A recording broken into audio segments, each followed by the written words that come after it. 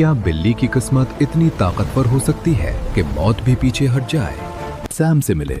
मई 1941 में जर्मनी का सबसे बड़ा जंगी जहाज बिस्मार्क गहरे समंदर में डूब गया। हजारों हलाक हो गए, लेकिन बरतानवी फौजियों ने उस बिल्ली को एक लकड़ी के तख्ते पर पुरसुकून हालत में तैरते हुए पाया। बरतानवियों ने उसे एक खुशकिस्मती का तावीज समझा और अपने जहाज HMS कॉसिक पर ले आए। लेकिन सिर्फ चंद माह बाद एक टॉर्पीडो ने हमला किया और कॉसिक को भी डुबो दिया।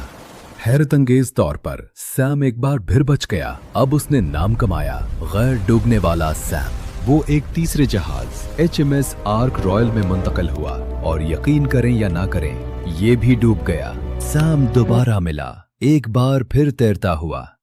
क्या लोगों ने उसे खुशकिस्मत या बदकिस्मत कहा? उसके बाद सैम को हमेशा के लिए समंदर से दूर रखा गया, सिर्फ इस बात को यकीनी बनाने के लिए कि मजीद जहाज ना डूबें। सैम की कहानी तारीख की सबसे अजीब और मुनफरिद पुरस्कार कहानियों में से एक है। दुनिया की जंगों के मजीद उन कई राजों को बेनकाब करने के लिए फाइल एक्सिस पर दोबारा मिलेंगे।